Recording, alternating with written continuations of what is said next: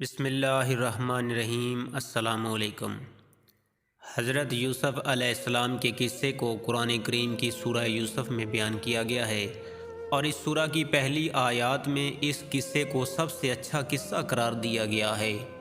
تو جو قصہ سب سے بہترین اور اچھا ہے اس کے بارے میں جاننا ہر مسلمان کے لیے ضروری ہے، اور جو اس قصے کے بارے میں جان چکے ہیں ان کی ذمہ داری بنتی ہے کہ وہ اس قصے کو ان لوگوں تک پہنچائیں جو اسے نہیں جانتے، کیونکہ اس قصے میں زوال سے عروج حاصل کرنے کا فارمولہ بیان کیا گیا ہے۔ سیدنا حضرت یوسف علیہ السلام اللہ تعالیٰ کے امتحانوں میں ثابت قدم رہے اور صبر کرنے والے ثابت ہوئے تو اللہ تعالیٰ نے انہیں بادشاہی عطا کی۔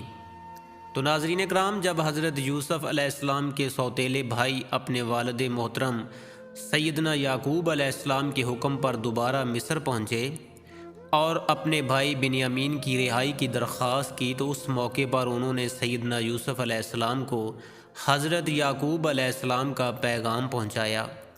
جب یوسف علیہ السلام نے اپنے والد کا خط پڑھا تو زار و قطار رونے لگے، جس کے بعد انہوں نے اپنے بھائیوں کو بتایا کہ وہ یوسف ہیں جسے وہ بچپن میں کنویں میں پھینک آئے تھے۔ یہ سن کر ان کے بھائیوں نے ان سے معافی مانگی تو حضرت یوسف علیہ السلام نے انہیں معاف کر دیا اور اپنے بھائیوں سے کہا، اب تم لوگ میرا یہ کرتا لے کر گھر جاؤ اور ابا جان کے چہرے پر اس کو ڈال دو تو ان کی بینائی واپس آ جائے گی۔ تو سب لوگ سب گھر والوں کو ساتھ لے کر میرے پاس واپس مصر آ جانا۔ یہ سن کر سیدنا یوسف علیہ السلام کا بڑا بھائی یہودا کہنے لگا کہ یہ کرتا میں لے کر جاؤں گا، کیونکہ میں یوسف علیہ السلام کا بکری سے خون سے رنگا کرتا ہی لے کر آیا تھا جس سے میرے باپ کو تکلیف ہوئی تھی۔ آج جب میں یہ کرتا لے کر جاؤں گا یقیناً وہ مجھ سے بہت خوش ہوگا۔ یہودا یوسف علیہ السلام کا کرتا لے کر خوشی خوشی مصر کنعان کی طرف روانہ ہوا۔ حضرت یوسف علیہ السلام نے اپنے بھائیوں کے ساتھ اپنے والد اور سب خاندان کو لانے کے لیے 200 سواریاں بھی بھیجیں۔ یہودا جیسے ہی سیدنا یوسف علیہ السلام کا کرتا لے کر مصر سے کنعان کی طرف روانہ ہوا تو ادھر کنعان میں سیدنا یعقوب علیہ السلام کو اپنے لخت جگر اور جان سے پیارے بیٹے حضرت یوسف علیہ السلام کی خوشبو محسوس ہوئی، تو انہوں نے اپنے پوتوں سے اس کا ذکر کیا۔ اس بات کو قرآن کریم میں اللہ تعالیٰ نے ان الفاظ میں بیان کیا ہے کہ سیدنا یعقوب علیہ السلام کہنے لگے، اگر تم مجھے یہ نہ کہو کہ بوڑھا سٹیا گیا ہے تو مجھے تو یوسف علیہ السلام کی خوشبو آ رہی ہے۔ تو حضرت یعقوب علیہ السلام کے پوتوں نے کہا، تو آپ اب بھی اس پرانی سی بات پر پڑے ہوئے ہیں، بھلا کہاں یوسف اور کہاں ان کی خوشبو؟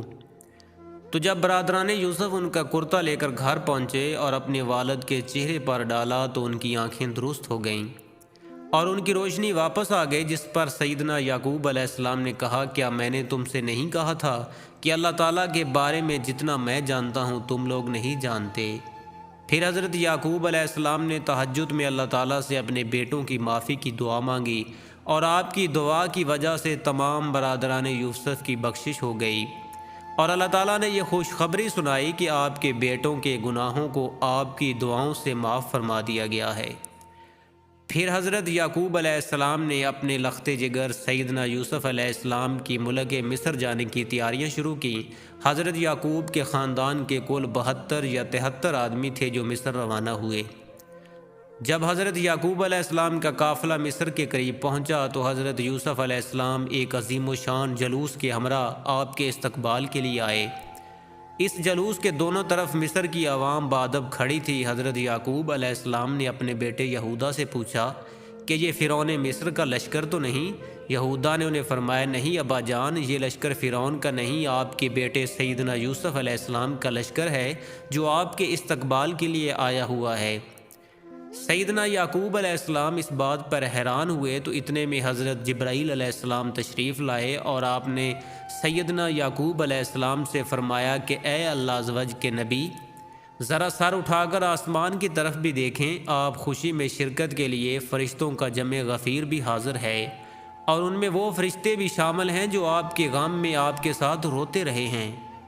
اس کے بعد سیدنا یعقوب علیہ السلام اپنے فرزند حضرت یوسف علیہ السلام سے ملے۔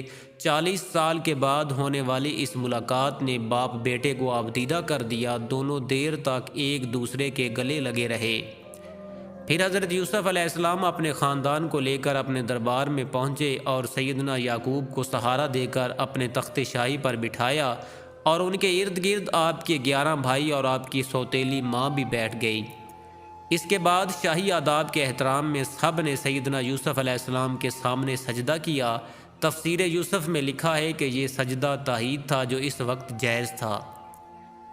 جو سب کے سب حضرت یوسف کے سامنے سجدے میں گر پڑے تو اس کے بعد انہوں نے اپنے والد سے کہا کہ ابا جان، یہ پہلے خواب کی تعبیر ہے، بے شک اسے میرے رب نے سچا کیا، اور بے شک مجھ پر بڑا احسان کیا کہ مجھے قید سے نکالا اور آپ سب کو گاؤں سے یہاں لے آیا۔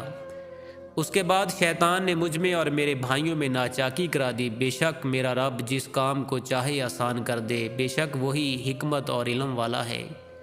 یعنی میرے 11 بھائی ستارے ہیں، میرا باپ سورج اور میری والدہ چاند ہیں، اور یہ سب مجھ کو سجدہ کر رہے ہیں۔ اس کے بعد بادشاہ مصر حضرت یوسف علیہ السلام پر ایمان لے آیا۔ اس نے ساری بادشاہت آپ کے حوالے کر دی۔ اس طرح بنی اسرائیل کو مصر میں حکومت مل گئی اور یہاں آباد ہو گئے۔ حضرت یعقوب علیہ السلام نے اپنی باقی زندگی حضرت یوسف علیہ السلام کے ساتھ خوشی خوشی گزاری۔ سیدنا یعقوب علیہ السلام تقریباً 24 سال تک مصر میں رہے اور پھر ان کی وفات ہو گئی، جس کے بعد حضرت یوسف علیہ السلام نے ان کی وصیت کے مطابق فلسطین میں تدفین کی۔ حضرت یعقوب کی وفات کے بعد حضرت یوسف نے مزید 23 سال مصر پر حکومت کی۔ آپ نے 120 سال کی عمر پائی۔ سیدنا یوسف علیہ السلام کے وصال کے بعد ان کی تدفین پر ان کے چاہنے والوں میں اختلاف پیدا ہو گیا۔ مصر کی عوام کا آپ کی محبت میں یہ عالم تھا کہ ہر کوئی چاہتا تھا کہ حضرت یوسف علیہ السلام کو ان کے محلے میں دفن کیا جائے تاکہ ان کے محلے میں خیر و برکت رہے۔ آخر میں اہلیان مصر اس بات پر راضی ہوئے کہ آپ کو دریائے نیل میں دفن کیا جائے تاکہ دریا کا پانی آپ کی قبر مبارک کو چھو کر گزرے اور تمام مصر والے اس سے برکت حاصل کریں۔ اس لیے آپ کے جسم مبارک کو سنگ مرمر کے صندوق میں بند کر کے دریائے نیل میں دفن کر دیا گیا۔ پھر 400 سال بعد حضرت موسیٰ علیہ السلام کے زمانے میں جب اللہ تعالیٰ نے بنی اسرائیل کو حضرت موسیٰ کی قیادت میں مصر چھوڑنے کا حکم دیا تو سیدنا موسیٰ علیہ السلام کو حضرت یوسف علیہ السلام کی میت بھی اپنے ساتھ لے جانے کا حکم دیا، جس پر حضرت موسیٰ علیہ السلام ان کا تابوت دریائے نیل سے نکال کر اپنے ساتھ فلسطین لے گئے، جہاں سیدنا یوسف کے تابوت کو حضرت اسحاق اور حضرت یعقوب علیہ السلام کے برابر میں دفن کیا گیا۔ اس وقت آپ کا مزار مبارک فلسطین میں ہے۔ یہ تھا وہ قصہ جس کو اللہ تعالیٰ نے احسن القصاص کہا ہے۔ بے شک اس قصے میں تمام انسانوں اور بالخصوص مسلمانوں کے لیے بڑا سبق اور عبرت ہے۔ اللہ عز و جل سے دعا ہے کہ اللہ پاک ہم سب کو دین سیکھنے اور سکھانے کی توفیق عطا فرمائے۔ آمین یا رب العالمین۔